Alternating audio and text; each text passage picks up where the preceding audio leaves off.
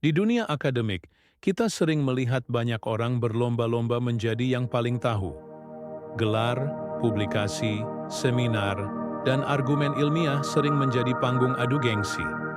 Namun di tengah gemuruh itu, ada satu kalimat sederhana yang justru menjadi fondasi sejati dari pencarian ilmu. Aku tahu bahwa aku tidak tahu. Kalimat ini berasal dari Socrates, yang meskipun bukan stoik secara teknis, sangat memengaruhi cara berpikir para filsuf stoik, seperti Epictetus dan Marcus Aurelius. Sikap ini mengandung kekuatan besar, yaitu rendah hati, terbuka, dan sadar diri.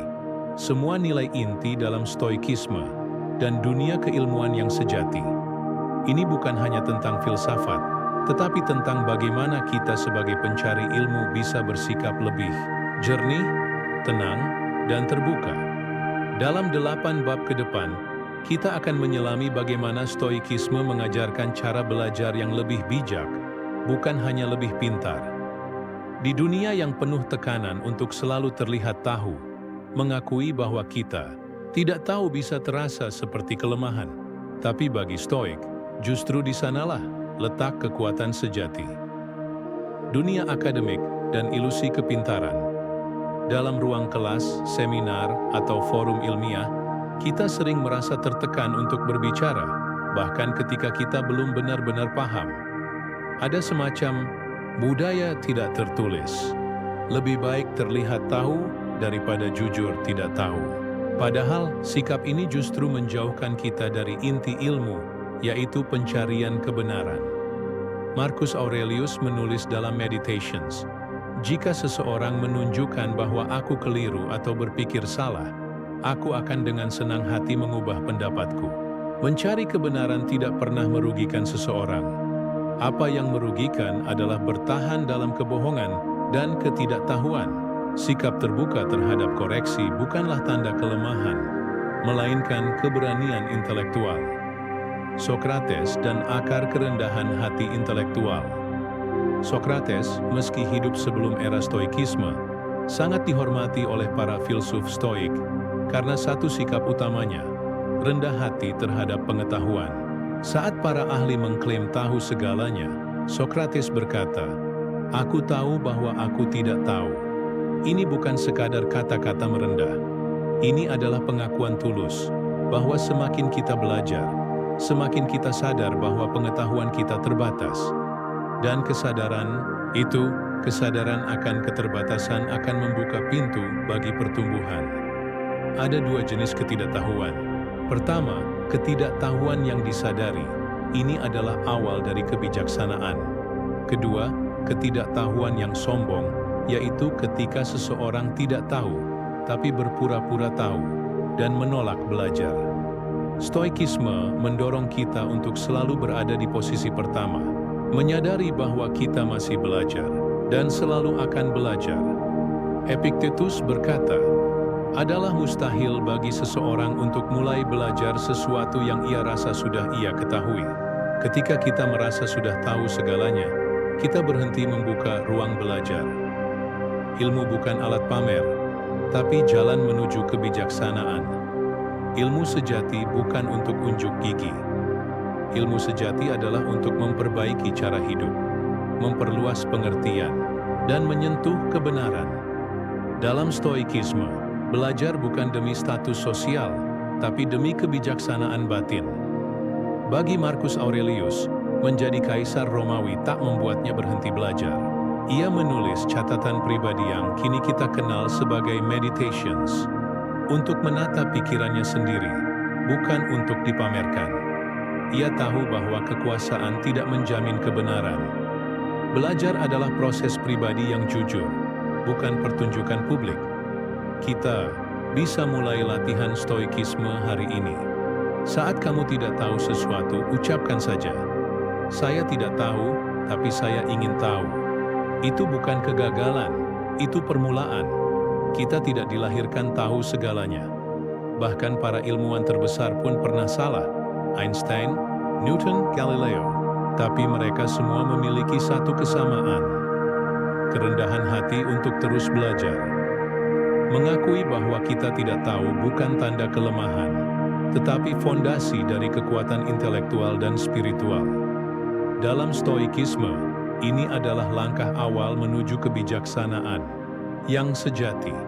Kita tidak belajar untuk menang argumen, tapi untuk menjadi pribadi yang lebih jernih, lebih sadar, dan lebih terbuka terhadap kebenaran. Dalam dunia modern, kita dibanjiri informasi. Satu klik bisa membuka ribuan artikel, video, dan pendapat. Tapi ironisnya, di tengah semua itu, kita justru sering kehilangan arah. Kita tahu banyak hal secara dangkal, tapi jarang menyentuh makna yang dalam. Disinilah Stoikisme menawarkan jalan yang berbeda, bukan sekadar ingin tahu, tapi ingin mengerti dengan bijak. Informasi tak selalu sama dengan pemahaman. Kita sering tertipu oleh ilusi bahwa karena kita membaca banyak, maka kita tahu banyak. Padahal pengetahuan sejati bukan soal jumlah, tapi soal kedalaman dan penghayatan. Ada perbedaan besar antara tahu nama sesuatu dan benar-benar memahami hakikatnya. Seneca, salah satu filsuf Stoik paling terkenal, pernah mengkritik mereka yang membaca terlalu banyak tanpa mencerna. Kebanyakan section, terlalu banyak buku bisa mengacaukan pikiran kita, bukan mencerahkannya. Pilihlah sedikit, tapi yang benar-benar mengubahmu. Bagi Stoik, ilmu bukan untuk dikoleksi, tetapi untuk diterapkan. Rasa, ingin tahu yang didukung tujuan, hidup, mengapa kita belajar, untuk nilai, untuk gelar, untuk diakui. Stoikisme menantang kita untuk menggali lebih dalam. Mereka percaya bahwa belajar seharusnya memiliki tujuan moral, yakni untuk hidup lebih baik, bukan hanya tahu lebih banyak. Epictetus dengan tegas menyatakan bahwa pengetahuan yang tidak diterapkan tidak berarti apa-apa. Ia menulis, filsafat tidak menjanjikan kebahagiaan bagi orang yang sekadar mendengar, tetapi bagi mereka yang menerapkannya. Begitu juga dalam dunia keilmuan. Jika kita hanya mengumpulkan data tapi tidak menggunakannya untuk memperbaiki hidup, apa gunanya semua itu? Tanpa arah, rasa ingin tahu bisa berubah menjadi pelarian. Kita bisa terjebak dalam lautan informasi, berpindah dari satu topik ke topik lain, tanpa pernah mendarat di satu pemahaman yang kokoh. Contohnya, banyak mahasiswa atau pembelajar modern yang menghabiskan waktu berjam-jam di YouTube, TED Talk, atau jurnal akademik, tapi tetap merasa kosong. Mengapa? Karena yang dicari bukan makna, tapi sensasi merasa pintar. Marcus Aurelius mengingatkan, hindari terombang-ambing oleh pikiran yang tak tentu arah. Jika tidak perlu diketahui untuk hidup bijak, maka itu gangguan. Stoikisme melatih kita untuk menyaring. Bukan semua informasi penting. Belajar memilah adalah bagian dari kedewasaan intelektual. Fokuslah pada hal yang dalam, bukan banyak. Para filsuf Stoik lebih memilih satu prinsip yang dipahami dengan baik daripada 1000 kutipan yang dihafal tanpa makna. Kita bisa meniru ini dalam dunia akademik. Lebih baik memahami satu konsep dengan mendalam daripada mengetahui sepintas tentang 10 teori. Misalnya, memahami satu filosofi moral dan mengaitkannya dengan kehidupan sehari-hari bisa jauh lebih bermanfaat daripada mengutip banyak tokoh hanya untuk gaya. Seneca menulis, jangan menjadi pelajar yang serakah, yang menjejalkan semua dalam kepala tanpa mencernanya. Ilmu yang bermanfaat adalah yang menyatu dengan jiwamu. Ini mengajarkan kita untuk belajar dengan lambat, tapi dalam. Untuk benar-benar merenung, bukan sekadar mencatat. Mengganti ego dengan ketulusan. Seringkali, rasa ingin tahu kita didorong oleh ego. Ingin terlihat cerdas, ingin memenangkan debat, atau ingin mengesankan dosen dan teman. Tapi Stoikisme mengajarkan kita untuk belajar karena ketulusan, bukan karena pencitraan. Dalam kehidupan Epictetus, meski ia dulunya seorang budak, ia belajar dengan haus, karena ia ingin menjadi pribadi yang bebas secara batin. Ia tidak punya gelar, tidak punya harta, tapi ia punya kebebasan jiwa. Itu hasil dari rasa ingin tahu yang diarahkan dengan bijak. Rasa ingin tahu adalah anugerah, tapi seperti api, ia harus diarahkan, atau bisa membakar kita. Stoikisme mengajarkan bahwa belajar bukan untuk pamer, bukan untuk gengsi, tapi untuk menjadi lebih bijaksana, bukan lebih sibuk mencari, tapi lebih dalam memahami. Jadi saat kamu membuka buku berikutnya, menghadiri kelas, atau menggulir layar untuk mencari informasi, tanya dulu pada dirimu, apakah ini membawaku lebih dekat pada kebijaksanaan? Ada satu hal yang sering terasa pahit tapi sesungguhnya menyembuhkan: kritik. Dalam dunia akademik, koreksi sering terasa seperti serangan. Kita merasa terancam ketika makalah kita dikritik, teori kita disanggah, atau jawaban kita dianggap keliru. Tapi jika kita ingin bertumbuh, kita harus belajar seni yang mulia. Namun langkah ini, seni menerima koreksi dengan tenang. Bagi para Stoik, koreksi bukan penghinaan, melainkan penunjuk jalan. Koreksi adalah obor yang menerangi jalan kita keluar dari kegelapan ketidaktahuan. Kritik bukan musuh, tapi guru yang jujur. Marcus Aurelius menulis, "Jika seseorang membuktikan bahwa aku salah, aku akan dengan senang hati mengubah pendapatku, karena kebenaran lebih aku hargai daripada egoku." Kalimat ini sederhana, namun berat untuk dijalani. Mengapa? Karena ego kita sering menyamar sebagai pengetahuan. Ia membisikkan bahwa kita harus selalu benar. Padahal, dalam pencarian ilmu, yang kita kejar bukan pembenaran, tapi kebenaran. Orang bijak tidak merasa hancur ketika dikoreksi. Sebaliknya, ia merasa dibantu. Ia tidak melihat kritik sebagai serangan terhadap harga diri, tapi sebagai peluang untuk memperbaiki diri. Antara pengetahuan dan identitas. Salah satu alasan mengapa kritik terasa menyakitkan adalah karena kita sering mencampur adukan pendapat dengan identitas. Saat seseorang mengoreksi pendapat kita, kita merasa seolah-olah seluruh diri kita diserang. Padahal, seorang pencari ilmu yang sejati tahu bahwa pendapat bisa berubah tanpa harus kehilangan jati diri. Filsuf Stoik menyarankan agar kita melepas keterikatan pada ide. Epictetus berkata, "Jangan katakan aku tahu, tapi katakan aku sedang belajar." Itu membuka ruang untuk revisi, pembelajaran, dan pertumbuhan. Dalam dunia akademik, ini sangat penting, karena disitulah tempat pertukaran ide. Kalau kita terlalu melekat pada pendapat sendiri, kita akan kaku dan tertutup. Padahal ilmu berkembang melalui tanya jawab, bukan saling membenarkan. Tentu tidak semua kritik datang dari niat baik. Ada kritik yang konstruktif, tapi ada juga yang merendahkan. Disinilah prinsip Stoik membantu. Kita tidak bisa mengontrol kata-kata orang lain, tapi kita bisa mengontrol respon kita. Ketika seseorang mengkritikmu dengan niat menjatuhkan, kamu bisa memilih untuk tidak ikut tenggelam dalam emosinya. Tetap tenang, dengarkan isinya, buang nada emosionalnya, ambil intinya, buang bungkusnya. Stoikisme mengajarkan keteguhan batin. Ketika dikritik, tanyakan pada dirimu, apakah ini ada benarnya? Jika ya, perbaiki diri. Jika tidak, biarkan berlalu seperti angin. Marcus Aurelius pernah menulis, "Jika kamu disakiti oleh kritik, periksalah, apakah yang dikatakan itu benar? Jika ya, jangan marah. Jika tidak, jangan terpengaruh." Membangun mentalitas pembelajar abadi.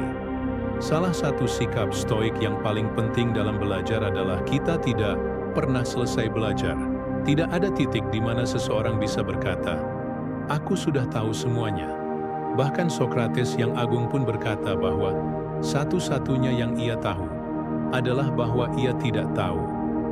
Dengan sikap ini, kita akan lebih mudah menerima koreksi, karena kita sadar bahwa belajar adalah proses yang panjang, dan kritik adalah bagian dari jalan itu. Dalam dunia akademik, semakin tinggi kita belajar, seharusnya semakin rendah hati kita jadinya. Gelar akademik bukan mahkota kebanggaan, tapi pengingat bahwa kita sedang mengemban tanggung jawab untuk terus tumbuh. Dunia akademik butuh lebih banyak pendengar yang tangguh. Kita sering diajarkan cara berbicara, berargumen, dan membela pendapat. Tapi dunia akademik juga butuh orang-orang yang bisa mendengar dengan lapang dada. Orang yang bisa berkata, "Saya belum paham, bisa dijelaskan lagi?" Itulah keberanian intelektual sejati. Stoikisme mengajarkan bahwa kebijaksanaan bukan hanya didengar saat kita berbicara, tapi lebih terasa saat kita bisa menerima masukan tanpa goyah. Dunia ilmu bukan tentang siapa yang paling keras, tapi siapa yang paling terbuka. Menerima koreksi adalah salah satu bentuk kerendahan hati tertinggi. Dalam tradisi Stoik, orang yang bijak bukanlah yang tidak pernah salah, tapi yang selalu siap memperbaiki kesalahan. Dunia akademik yang sehat bukanlah dunia tanpa kritik, melainkan dunia di mana kritik diterima dengan kepala dingin dan hati terbuka. Kebenaran bukan milik pribadi. Ia adalah cahaya yang bisa datang dari siapa saja, termasuk dari orang yang kamu anggap tak sepintar dirimu. Maka belajarlah untuk mendengar. Bahkan suara terkecil pun bisa mengandung petunjuk besar. Di zaman serba cepat ini, mengejar ilmu bisa terasa seperti ikut lomba lari tanpa garis akhir.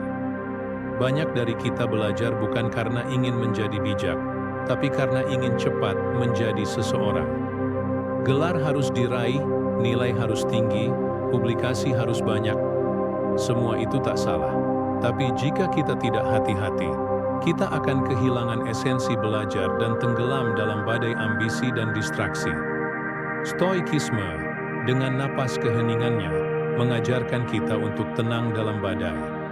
Ia mengingatkan kita bahwa yang terpenting dalam proses belajar bukan kecepatan, tapi ketekunan yang sadar dan jernih. Ilmu tak perlu tergesa. Dalam dunia akademik, kecepatan seringkali menjadi patokan keberhasilan. Siapa yang lulus cepat, siapa yang paling banyak publikasi, siapa yang paling sering tampil. Tapi seperti pohon yang tumbuh cepat karena pupuk berlebih, terkadang akarnya justru rapuh. Marcus Aurelius menulis, "Jangan terburu-buru. Segalanya akan datang pada waktunya bagi mereka yang terus berjalan dalam keheningan dan disiplin." Filosofi ini mengajarkan kita untuk berjalan, bukan berlari, karena ilmu yang sejati bukan untuk dipamerkan, tapi untuk dipahami dan dihidupi. Dan pemahaman mendalam tidak bisa dipaksakan dengan tenggat waktu. Ambisi yang menyamar sebagai tujuan mulia. Kita perlu jujur, banyak dari kita belajar demi pengakuan. Kita ingin gelar, panggung, status. Tapi Stoikisme menantang, apakah yang kamu kejar adalah ilmu atau sekadar simbol dari ilmu? Ambisi tidak selalu buruk, ia bisa menjadi bahan bakar. Tapi tanpa kendali, ambisi bisa menjadi racun. Ambisi yang tak diarahkan oleh nilai akan mengubah kita menjadi mesin pencapai, bukan pencari makna. Seneca mengingatkan, orang bijak tidak menyesuaikan nilai dirinya pada ukuran dunia, tetapi pada ukuran kebijaksanaan. Dalam konteks akademik, artinya kamu bukan lebih mulia hanya karena S2, S3, atau profesor. Nilaimu tergantung pada bagaimana kamu menggunakan pengetahuanmu untuk kebaikan, bukan gelar apa yang kamu sandang.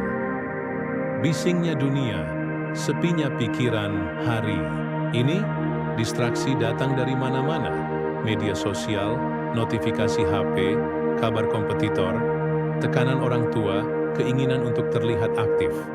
Di tengah semua itu, pikiran kita menjadi tempat yang gaduh. Kita belajar sambil memikirkan likes, menulis sambil membandingkan diri dengan orang lain.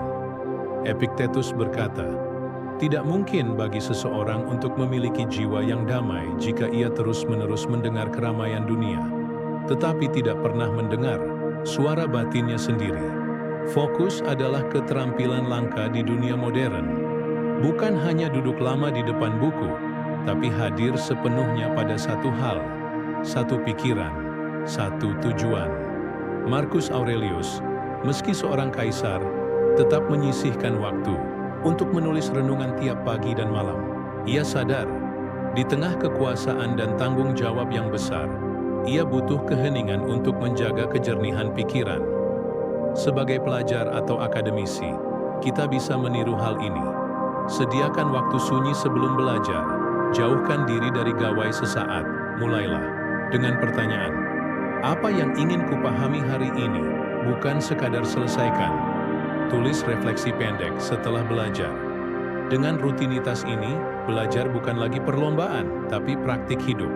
Kita tidak lagi hanya berpikir, tapi menyerap dan mengendapkan. Jangan lupa bernapas di tengah tekanan.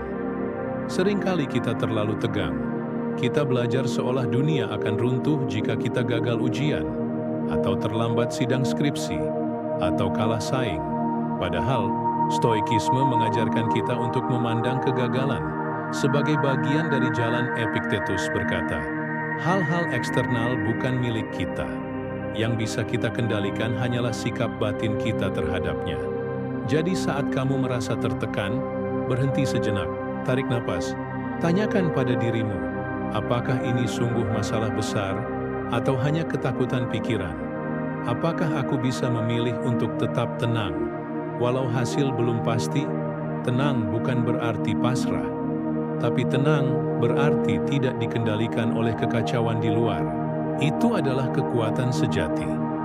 Dunia akademik bisa menjadi medan tempur ego, ambisi, dan tekanan. Tapi Stoikisme menunjukkan bahwa kita bisa memilih jalan lain. Jalan ketenangan yang penuh kesadaran. Fokus bukan hanya soal konsentrasi, tapi juga soal kesediaan untuk menyederhanakan. Untuk berkata, ini cukup, yang ini penting, yang lain bisa kutinggalkan. Dalam badai ambisi dan distraksi, jadilah seperti batu karang di tengah laut, diam, tenang, dan tidak berpindah. Karena mereka yang paling kokoh bukan yang paling cepat, tapi yang paling teguh. Ada ironi yang sering terjadi dalam dunia keilmuan. Semakin tinggi seseorang belajar, semakin ia merasa lebih tahu daripada yang lain. Ia mulai menatap rendah mereka yang dianggap tak sepintar, tak sebergelar, atau tak sepandai merangkai teori. Di titik inilah pengetahuan mulai berubah dari cahaya menjadi bayangan ego. Kesombongan intelektual adalah penyakit halus yang menyusup tanpa suara. Ia tidak selalu berteriak, tapi sering berbisik di dalam hati. Aku lebih tahu dari kalian. Dalam dunia akademik yang penuh gelar, konferensi, dan kompetisi ide, godaan untuk merasa lebih tinggi sangat besar. Stoikisme datang membawa peringatan tajam namun lembut. Semakin tahu, seharusnya kita semakin sadar bahwa kita belum tahu apa-apa. Pengetahuan yang meninggikan diri adalah pengetahuan yang gagal menyentuh jiwa. Seneca menulis, ilmu yang sejati bukanlah yang dipamerkan, tapi yang dihayati dalam sikap. Artinya, seberapa banyak buku yang kamu baca, seberapa rumit makalah yang kamu tulis, semua itu tak berarti jika hatimu mulai mengeras oleh keangkuhan. Ilmu tanpa kerendahan hati hanyalah topeng. Ia mungkin membuat kita tampak hebat dari luar, tapi di dalam, kita menjadi kosong dan sulit disentuh. Seperti bangunan indah yang retak dari dalam, kesombongan intelektual perlahan menghancurkan integritas ilmiah kita. Saat gelar menjadi dinding, bukan jembatan. Salah satu jebakan besar dalam dunia keilmuan adalah ketika gelar akademik dijadikan alasan untuk tidak mau lagi belajar dari mereka yang tidak memiliki gelar. Seorang dosen yang menolak mendengar mahasiswa. Seorang ilmuwan yang meremehkan praktisi lapangan. Seorang intelektual yang merasa hanya dirinya yang berhak bicara. Padahal, bagi para filsuf Stoik, kebenaran tidak mengenal hierarki. Marcus Aurelius, seorang kaisar, tak merasa rendah belajar dari budak yang bijak. Epictetus, yang dulu adalah budak, justru menjadi guru para pemimpin Romawi. Mereka tahu, pengetahuan bukan tentang siapa yang menyampaikan, tapi tentang isi yang disampaikan. Jika gelar membuat kita menutup telinga, maka gelar itu adalah penjara, bukan pencapaian. Mengapa kita sering terjebak dalam keangkuhan? Karena ego menyukai pengakuan. Ia haus akan sanjungan. Dan dalam dunia keilmuan, pujian datang dalam bentuk prestasi akademik, kutipan ilmiah, atau pengaruh sosial. Saat orang mulai menyapa kita dengan gelar, membagikan tulisan kita, atau meminta kita bicara di depan umum, kita mulai tergoda untuk merasa istimewa. Tapi stoikisme menampar ego itu dengan satu kalimat tajam. Kamu hanyalah manusia yang sedang belajar, bukan dewa yang sudah tahu segalanya. Mengingat keterbatasan diri bukanlah kelemahan, melainkan sumber kekuatan batin. Karena dari sanalah lahir kerendahan hati, dan dari kerendahan hati lahirlah pembelajaran sejati. Tanda-tanda kesombongan intelektual yang tak disadari. Kesombongan intelektual sering datang diam-diam. Berikut tanda-tandanya: enggan mengakui kesalahan meski sudah jelas, meremehkan pertanyaan sederhana dari orang lain, bicara terlalu rumit untuk terlihat pintar, lebih suka debat daripada berdiskusi, merasa gelisah jika tidak diakui sebagai yang paling tahu. Jika kamu menemukan satu atau dua tanda di dalam dirimu, jangan panik. Kita semua pernah jatuh ke dalam jebakan ini, tapi yang penting adalah kesediaan untuk kembali ke jalan pembelajaran yang jujur. Bayangkan sebuah gunung. Semakin tinggi kamu naik, semakin kamu bisa melihat luasnya dunia. Tapi juga, semakin tinggi kamu berada, kamu menyadari betapa kecilnya dirimu dibanding cakrawala yang terbentang. Begitu juga dengan belajar. Semakin dalam kamu memahami sesuatu, semakin kamu sadar akan kedangkalan pengetahuanmu. Inilah paradoks yang indah. Semakin bijak seseorang, semakin ia merasa bodoh. Bukan karena ia memang bodoh, tapi karena ia tahu bahwa alam semesta terlalu luas untuk dipeluk dengan satu tangan. Dan kesadaran itu bukan melemahkan, tapi justru membebaskan. Kesombongan intelektual bukan hanya merusak orang lain, tapi juga merusak dirimu sendiri. Ia membatasi pertumbuhan, mengeraskan hati, dan membuatmu merasa cukup saat seharusnya masih belajar.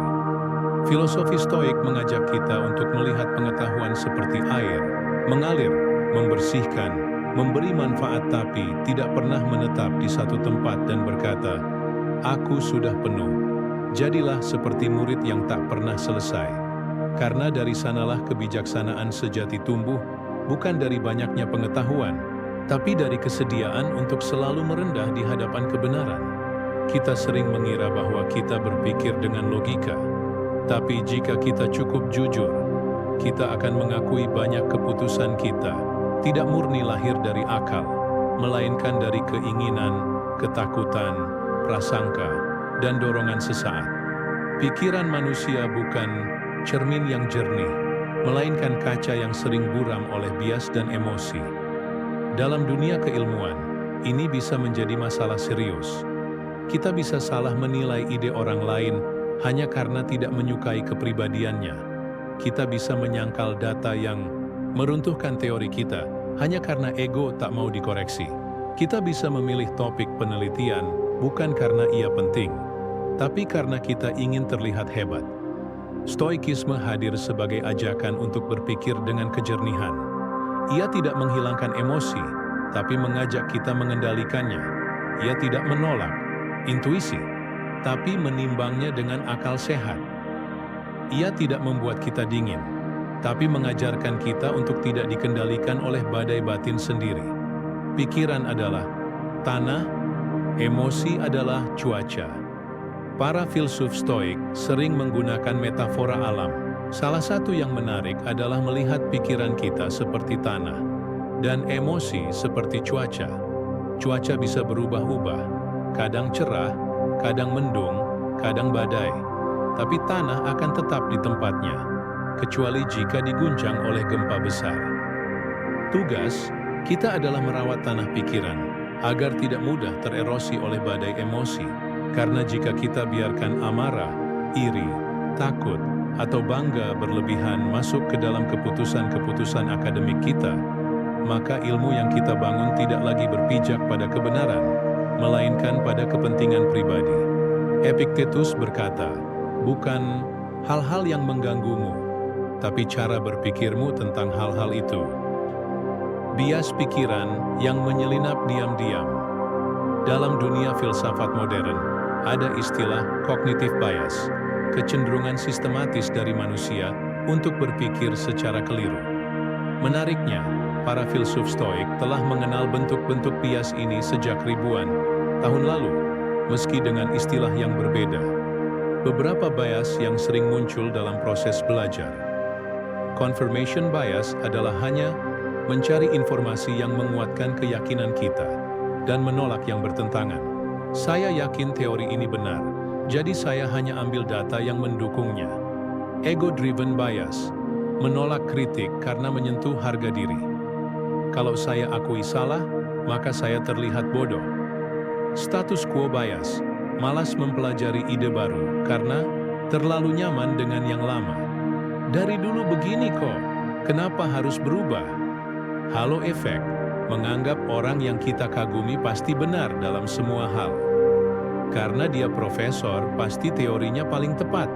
Semua bias ini membuat kita belajar bukan untuk mencari kebenaran, tapi untuk membenarkan diri sendiri. Disinilah Stoikisme memberikan panduan spiritual. Latihlah pikiran untuk mencintai kenyataan, bukan kemenangan. Salah satu teknik mental yang diajarkan para Stoik adalah prosoche, kesadaran penuh terhadap gerak batin kita. Ini mirip dengan mindfulness, tapi dengan sentuhan rasional. Latihannya sederhana. Saat kamu merasakan dorongan emosi saat membaca sesuatu, marah, bangga, defensif, iri, jangan langsung bereaksi. Tahan sejenak. Lalu tanyakan, apakah ini fakta atau hanya interpretasiku? Apakah aku ingin tahu kebenaran atau hanya ingin menang? Jika orang lain membaca ini tanpa tahu siapa penulisnya, apakah ia tetap akan setuju? Teknik ini menciptakan jarak sehat antara stimulus dan respons, antara pikiran dan emosi. Dan dalam jarak itu, kita menemukan ruang untuk memilih kebijaksanaan. Emosi bukan musuh, tapi harus ditundukkan. Stoikisme sering disalahpahami sebagai ajaran untuk membunuh emosi. Padahal, para filsuf Stoik tidak pernah ingin manusia menjadi robot. Yang mereka tekankan adalah, jangan biarkan emosi mengambil alih kemudi. Seperti kuda liar, emosi memiliki kekuatan. Tapi jika kita biarkan ia berlari tanpa kendali, ia bisa membawa kita ke jurang. Maka tugas kita adalah menjadi kusir yang tenang dan bijak. Dalam belajar, marah bisa membuat kita menyerang argumen orang, bukan isinya. Cemas bisa membuat kita takut, salah, sehingga tak berani mencoba. Bangga bisa membuat kita tertutup terhadap koreksi. Kata Marcus Aurelius, jika kamu merasa terguncang, itu karena kamu mengizinkan dirimu untuk terguncang. Mencintai kebenaran, bukan dirimu sendiri. Banyak dari kita lebih mencintai pendapat sendiri daripada mencintai kebenaran. Maka ketika pendapat kita diserang, kita merasa diri kita yang diserang. Padahal dalam dunia ilmu, koreksi adalah tanda kehidupan. Kritik adalah cahaya, bukan peluru. Seneca menulis, orang bijak lebih gembira jika terbukti salah dan dibenarkan, daripada jika terus berada dalam kesalahan yang tak tersentuh. Sikap ini memerlukan kerendahan hati, tapi justru disitulah kejernihan lahir. Ketika kita belajar melepaskan kelekatan pada opini pribadi dan mulai mendengarkan kenyataan dengan hati terbuka, berpikir dengan jernih bukan bakat, tapi disiplin. Sama seperti tubuh dilatih agar sehat, pikiran juga harus dibentuk agar kuat dan tenang. Beberapa latihan Stoik yang bisa kita terapkan. Jurnal malam. Tuliskan kesalahan berpikirmu hari ini. Dialog imajinatif. Bayangkan kamu berdiskusi dengan filsuf besar. Apakah argumenmu masuk akal di hadapan mereka? Uji diri. Saat membaca sesuatu, tanyakan, bagaimana jika ini salah? Meditasi. Pagi, duduk diam, tarik napas, dan pikirkan satu prinsip kebenaran yang akan kamu pegang sepanjang hari. Lama-kelamaan, pikiran kita akan belajar untuk tidak cepat marah, tidak cepat terkesima, tidak cepat defensif, tapi justru menjadi lebih bijak dalam memproses dunia. Dalam dunia keilmuan, tantangan terbesar bukan hanya menyerap informasi, tapi menyaring pikiran dari bias dan emosi yang menyusup diam-diam. Stoikisme mengajarkan bahwa kejernihan berpikir bukan tujuan akhir, tapi proses harian yang tak pernah selesai. Seperti air yang terus disaring agar tetap jernih, begitulah pikiran kita harus dibersihkan setiap hari. Bukan agar menjadi sempurna, tapi agar selalu bisa mendekati kebenaran, tanpa dikaburkan oleh bayangan ego dan badai emosi. Bayangkan kamu sedang mendaki gunung. Saat kamu mencapai satu puncak, kamu menyadari bahwa di kejauhan ada puncak lain yang lebih tinggi. Dan setelah mencapainya, kamu melihat lagi puncak lain yang bahkan lebih megah. Inilah perjalanan pengetahuan, tidak pernah selesai. Dan justru karena itu, ia memurnikan jiwa. Namun, manusia modern sering salah memahami belajar. Kita ingin menguasai ilmu, mengalahkan ujian, menguasai topik. Kata-katanya mencerminkan hasrat untuk menaklukkan. Tapi dalam filsafat Stoik, belajar bukan soal menguasai, tapi menundukkan diri di hadapan kebenaran. Melepas diri dari ilusi kepemilikan pengetahuan. Seneca pernah berkata, "Aku bukan guru kebijaksanaan. Aku adalah murid seumur hidup." Perkataan ini bukan sikap merendah, tapi sebuah pengakuan jujur bahwa pengetahuan sejati bukan milik, tapi aliran. Ia datang dan pergi, dan kita hanya penampung sementara. Banyak orang terjebak dalam ilusi bahwa jika ia membaca banyak buku, ia jadi pintar. Jika ia punya gelar tinggi, maka dia pasti tahu lebih banyak. Padahal, seringkali yang kita kumpulkan hanya informasi, bukan pemahaman. Ilmu bukan benda yang bisa dikoleksi. Ia adalah jalan hidup, sikap batin, dan jalan itu tak mengenal titik akhir. Menerima ketidaktahuan bukan tanda kelemahan. Ketika seseorang berkata, "Saya tidak tahu," ia bukan sedang merendahkan diri. Ia sedang menunjukkan kekuatan untuk jujur. Dalam dunia akademik yang penuh tuntutan untuk terlihat serba tahu, kalimat ini bisa terasa seperti dosa. Tapi dalam Stoikisme, itu adalah kebajikan. Mengakui ketidaktahuan adalah tanda keberanian untuk melihat kenyataan apa adanya. Bukti bahwa kita membuka ruang untuk belajar lebih dalam. Cermin dari kerendahan hati yang melahirkan kebijaksanaan. Seperti Sokrates yang menjadi tokoh utama filsafat Yunani kuno. Ia terkenal bukan karena tahu segalanya, tapi karena berani berkata, "Aku tahu bahwa aku tidak tahu." Euchesa to ego sebagai musuh proses belajar. Dalam banyak kasus yang menghalangi kita dari belajar bukan kurangnya akses, tapi kelekatan pada ego. Kita takut bertanya karena takut dianggap bodoh. Kita pura-pura paham karena ingin terlihat pintar. Kita tidak mau berubah pendapat karena takut kehilangan muka. Ego tidak ingin dikoreksi. Ego ingin selalu benar. Tapi pengetahuan hanya tumbuh di tanah yang mau dibajak, bukan di batu yang keras. Filsuf Stoik Epictetus mengingatkan, satu-satunya hal yang tidak bisa diajarkan kepada orang sombong adalah kesadaran bahwa ia perlu diajar. Maka, tugas pertama bagi siapapun yang ingin benar-benar belajar adalah meletakkan ego di depan pintu ruang belajar. Ketidaktahuan adalah titik awal, bukan aib. Seperti malam yang mendahului fajar, ketidaktahuan adalah bagian alami dari lahirnya pengertian. Kita semua pernah tidak tahu. Bahkan para ilmuwan besar pun memulai dari pertanyaan paling mendasar. Apa ini?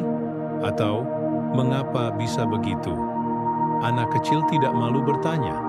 Ia tidak merasa harus tahu segalanya. Tapi seiring bertambahnya umur, kita dididik untuk tahu. Padahal, kadang lebih penting untuk terus mempertanyakan. Filsafat Stoik tidak melihat ketidaktahuan sebagai aib, melainkan pintu masuk menuju kebijaksanaan. Ketika kita merasa tahu segalanya, proses belajar berhenti. Tapi ketika kita sadar bahwa kita belum tahu apa-apa, ruang belajar terbuka lebar. Belajar sebagai tindakan spiritual. Bagi para Stoik, belajar bukan hanya kegiatan intelektual, tapi tindakan spiritual. Setiap kali kita membaca, berpikir, merenung, kita sedang merawat jiwa. Kita sedang menghaluskan karakter, memperdalam pengertian, dan mendekat pada kebijaksanaan. Belajar bukan sekadar menambah isi kepala, tapi mengolah batin. Bukan sekadar menyerap, tapi juga melepaskan. Melepaskan kesombongan, melepaskan kelekatan pada pendapat sendiri, melepaskan ketakutan akan dinilai. Itulah sebabnya stoikisme tidak memisahkan filsafat dari kehidupan. Ilmu tidak berhenti di buku, ia hidup dalam tindakan, dalam cara kita bersikap saat tidak tahu, saat keliru, saat kalah argumen. Cinta ilmu adalah cinta pada ketidaktahuan yang tak pernah usai. Bayangkan ilmu sebagai lautan.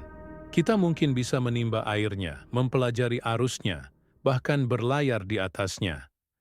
Tapi kita tidak akan pernah mengurasnya. Ia terlalu luas, terlalu dalam. Maka yang bisa kita lakukan adalah terus mencintainya. Bukan untuk memilikinya, tapi untuk tetap berenang di dalamnya. Dan cinta yang paling tulus adalah cinta yang tidak menuntut menguasai, tapi setia hadir meski tak pernah selesai. Filsuf Stoik menyadarkan kita bahwa jalan menuju kebijaksanaan bukan jalan ke puncak, melainkan jalan yang tak berujung. Dan justru karena itu, ia begitu memesona. Di tengah dunia akademik yang menuntut pengakuan, kecepatan, dan penguasaan, filsafat Stoik mengajak kita untuk berani berhenti sejenak. Untuk berkata, "Aku belum tahu." Untuk membuka ruang agar pengetahuan sejati bisa masuk. Karena sejatinya, belajar bukan perjalanan dari ketidaktahuan menuju kepastian, melainkan tarian abadi antara keraguan dan pencarian. Dan hanya jiwa yang rendah hati yang bisa menari dengan luwes di dalamnya. Di dunia akademik modern, tak jarang kita melihat orang berilmu berubah menjadi menara gading. Ia tinggi, menjulang, tetapi terpisah dari tanah tempat orang-orang berjalan. Ia berbicara dari atas, bukan dari dalam. Padahal, ilmu bukan untuk meninggikan diri, melainkan untuk menyinari sesama. Bukan untuk membuat orang merasa kecil, tapi untuk membangkitkan keberanian mereka berpikir dan bertanya. Dalam pandangan Stoik, orang berilmu seharusnya tidak menjadi corong yang hanya menyuarakan dirinya sendiri, tetapi menjadi cermin yang membantu orang lain melihat kebenaran dalam dirinya sendiri. Ilmu sebagai pelita, bukan pedang. Seorang guru Stoik tidak datang membawa kebenaran final dan memaksakannya kepada murid. Ia hadir sebagai penunjuk jalan yang berkata, "Ini yang aku lihat, bagaimana menurutmu?" Ia tahu bahwa setiap orang harus berjalan dengan kakinya sendiri, bukan menumpang pada kesimpulan orang lain. Ilmu bukan alat untuk mendominasi diskusi atau memenangkan debat. Ilmu adalah pelita yang menuntun, bukan pedang yang memaksa tunduk. Dan pelita itu hanya menyala jika dijalankan dengan niat luhur. Seperti yang ditulis Marcus Aurelius, "Jika seseorang dapat menunjukkan bahwa aku salah, aku akan dengan senang hati mengubah pikiranku. Karena aku mencari kebenaran yang tak pernah dirugikan oleh kebenaran." Mewariskan ilmu tanpa nada merendahkan. Seringkali tanpa sadar, kita menjadikan ilmu sebagai alasan untuk merasa lebih tinggi. Kita menjelaskan bukan untuk membantu, tapi untuk menunjukkan keunggulan. Kita memotong pendapat orang lain bukan demi kejelasan, tapi untuk memperlihatkan bahwa kita lebih tahu. Inilah bentuk halus dari kesombongan intelektual. Dan Stoikisme menganggap itu sebagai bentuk kebodohan yang tersembunyi, karena orang bijak sejati tidak merasa harus selalu mengoreksi, mengomentari, atau memenangkan argumen. Ia tahu kapan harus diam, kapan mendengarkan, dan kapan memberi cahaya tanpa membakar. Mengajar dengan jiwa, bukan hanya dengan kepala. Mengajar bukan hanya soal transfer pengetahuan, tapi juga transformasi karakter. Guru yang baik bukan hanya membuat muridnya tahu lebih banyak, tapi juga membantu mereka menjadi lebih bijak. Filsuf Stoik, seperti Epictetus, bahkan memperingatkan murid-muridnya untuk tidak hanya menghafal kutipan, tapi menghayatinya. Apa gunanya mengucapkan ajaran Zeno atau Kleanthes jika engkau hidup seperti orang yang tak pernah mendengarnya? Mewariskan ilmu berarti menghidupkannya dalam perbuatan. Menjadi contoh dari apa yang kita ajarkan. Karena kata-kata kosong tak akan membentuk jiwa, tapi integritas akan meninggalkan jejak abadi. Dalam dunia yang sering bising oleh suara orang yang merasa paling tahu, seorang stoik justru hadir sebagai cermin yang tenang. Ia tidak menunjuk dan berkata, "Kamu salah," tapi bertanya, "Apa yang kamu lihat dalam dirimu?" Cermin tidak memaksa, ia tidak berteriak, tapi ia menunjukkan kenyataan sebagaimana adanya. Inilah kekuatan seorang pembelajar sejati, bukan dalam kemampuan membantah, tapi dalam ketenangan yang membuat orang lain berpikir ulang. Kita bisa menjadi orang seperti itu dengan berhenti sejenak sebelum merespons, dengan bertanya sebelum menyimpulkan, dan dengan mendengarkan sebelum memberi nasihat. Ilmu yang diberi dengan cinta akan hidup lebih lama. Di akhir hidupnya, Sokrates tidak menulis buku tebal, tidak mendirikan sekolah, dan tidak mendaku sebagai pemilik kebenaran. Tapi dari caranya berdialog, dari sikapnya yang sabar, dan dari pertanyaannya yang menusuk, ia menyalakan obor dalam hati para muridnya. Ilmu yang bertahan lama bukan ilmu yang diteriakkan, tapi yang ditanamkan dengan cinta dan kejujuran. Karena ilmu sejati menyentuh lebih dari akal, ia menyentuh hati, menyadarkan jiwa, dan menuntun tindakan. Kita perlu mengajar, menulis, dan berbagi ilmu dengan semangat ini. Bukan ingin dikenal, tapi ingin menyinari. Bukan ingin didengar, tapi ingin menumbuhkan kesadaran baru. Pengetahuan yang tidak dibagi akan membusuk. Ilmu yang disimpan hanya untuk diri sendiri perlahan-lahan akan membusuk. Ia menjadi beban. Kita merasa tahu banyak, tapi justru menjadi beku, angkuh, dan jauh dari orang lain. Sebaliknya, ilmu yang dibagikan dengan niat baik, dengan cara yang merendah, dan dengan cinta yang jujur akan menyebar seperti api kecil yang menyalakan lentera-lentera lain. Filsafat Stoik mengajarkan kita bahwa kebijaksanaan sejati adalah berbagi dengan tidak merasa superior. Karena setiap kali kita memberi, sebenarnya kita sedang belajar dua kali. Belajar memahami kembali, dan belajar rendah hati. Mari kita akhiri perjalanan ini dengan kembali ke awal. Aku tahu bahwa aku tidak tahu. Kalimat ini bukan titik lemah, tapi fondasi dari kekuatan belajar yang sejati. Di dunia akademik yang penuh persaingan, penuh ego dan penuh klaim, Stoikisme menawarkan suara yang lembut namun kuat. Jadilah murid selamanya. Jangan pernah takut tidak tahu. Karena dari situlah kamu akan benar-benar belajar. Kita tidak perlu menjadi ahli untuk berbagi kebaikan. Tidak harus menjadi profesor untuk menyinari. Cukup menjadi orang yang jujur terhadap ketidaktahuannya, tulus dalam belajarnya, dan rendah hati dalam membagikannya. Karena pada akhirnya, warisan terbesar kita bukan gelar, bukan publikasi, bukan presentasi, tapi ketulusan untuk terus belajar dan keberanian untuk mengatakan aku tidak tahu, tapi aku ingin tahu. Itulah cahaya kecil yang bisa kita tinggalkan untuk dunia.